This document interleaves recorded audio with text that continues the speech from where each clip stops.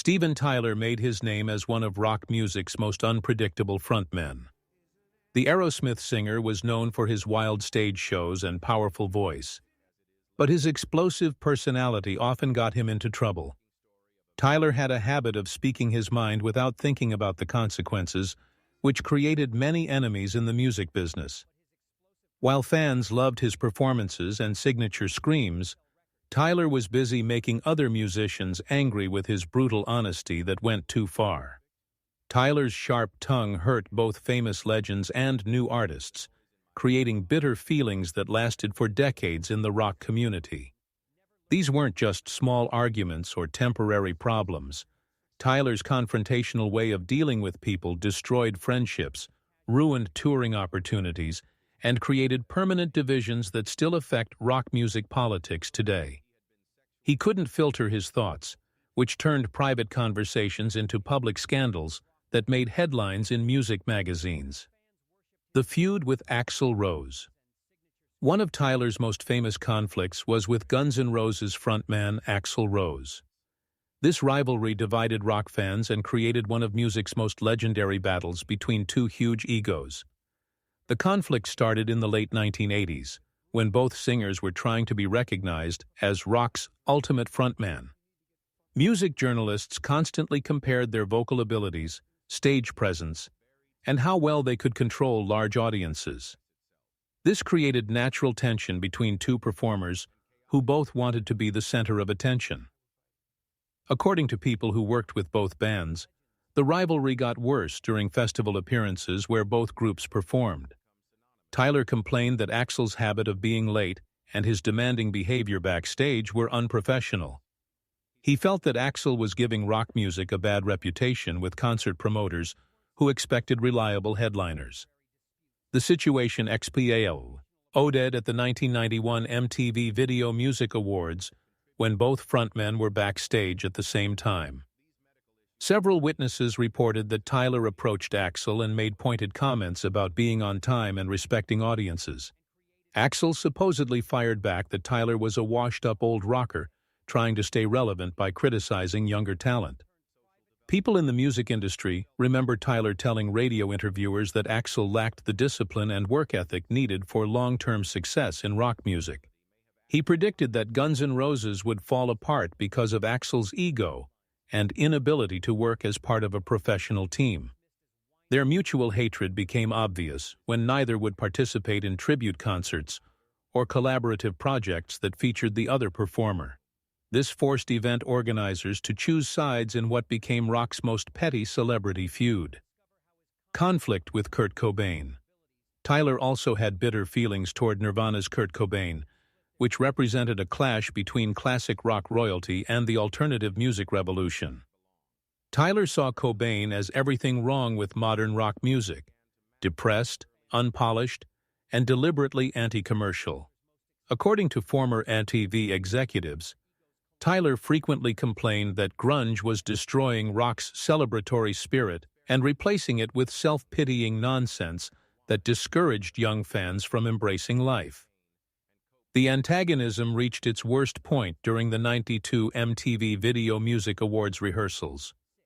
Multiple backstage crew members witnessed Tyler confronting Cobain about his anti-establishment attitude and casual approach to performance.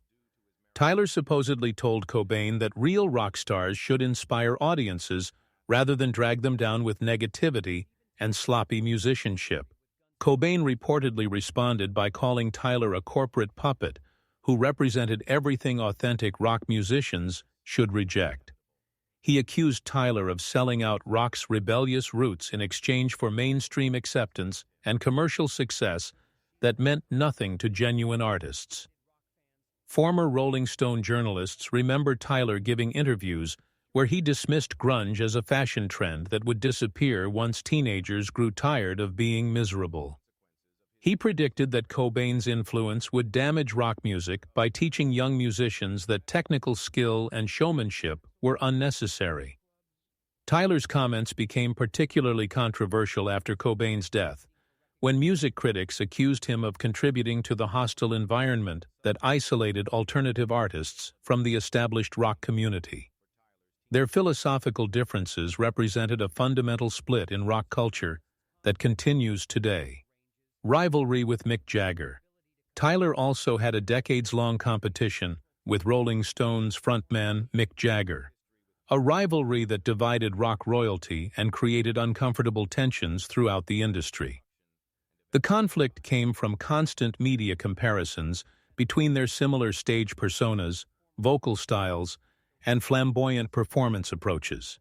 Tyler reportedly resented being called the American Mick Jagger by music critics who suggested he was copying Jagger's moves and mannerisms rather than developing his own authentic rock star identity. According to former concert promoters, the rivalry got worse during the 1970s when both bands were competing for the same venues and tour dates.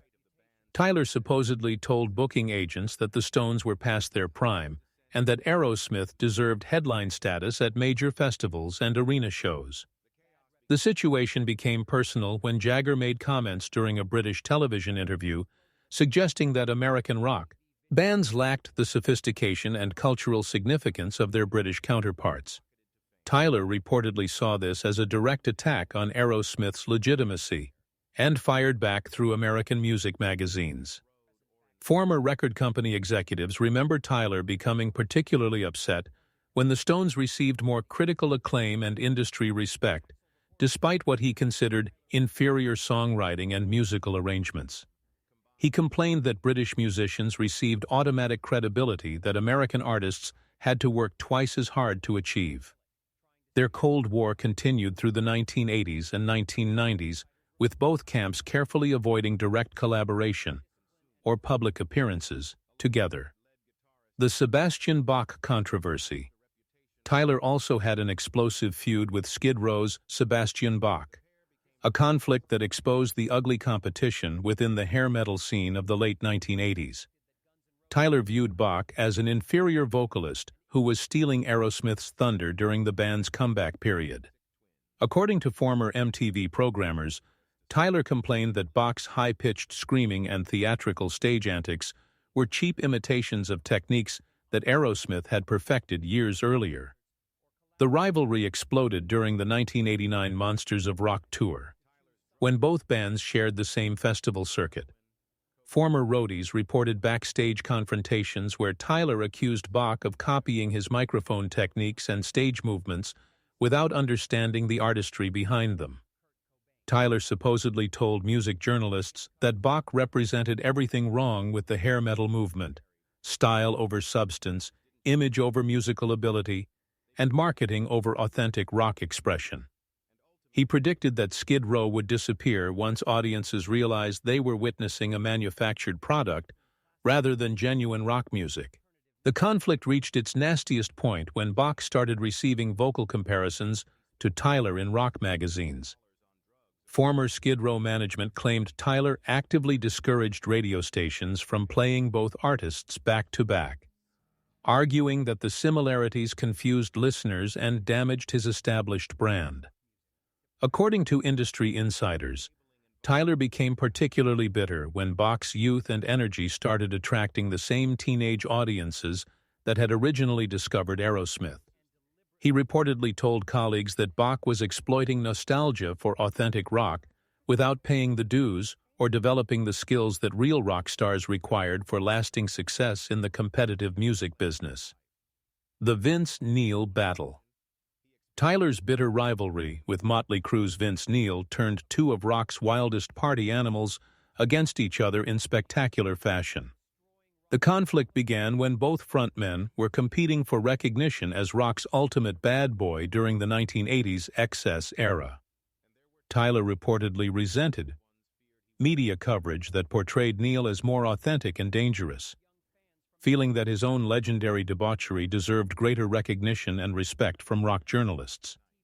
According to former tour security, the rivalry escalated during shared festival appearances where both singers would try to outdo each other's outrageous behavior. Tyler supposedly complained that Neil's antics were calculated publicity stunts rather than genuine rock star rebellion, undermining the authenticity of musicians who lived the lifestyle naturally. The situation became personal when Tyler achieved sobriety in the late 1980s, while Neil continued his notorious partying. Former addiction counselors reported Tyler making harsh comments about Neil's inability to control his destructive habits, suggesting that real rock stars knew when to evolve beyond adolescent behavior. Tyler's criticism intensified when Neil's drunk driving conviction resulted in tragedy. According to music industry executives, Tyler told colleagues that Neil's reckless behavior was giving rock music a bad reputation and making it harder for reformed musicians to gain credibility with mainstream audiences. Former radio programmers remember Tyler actively campaigning against playing Motley Crue songs during Aerosmith's promotional cycles, arguing that associating his band with Neil's continued self-destruction would confuse fans about Aerosmith's commitment to professional responsibility and artistic growth. The ultimate betrayal. Joe Perry. Tyler's most complex and destructive relationship was with his own Aerosmith guitarist, Joe Perry, a partnership that created some of rock's greatest music while generating its most toxic internal conflicts. The rivalry began in the mid-1970s, when both musicians were struggling with massive egos and competing for creative control within Aerosmith.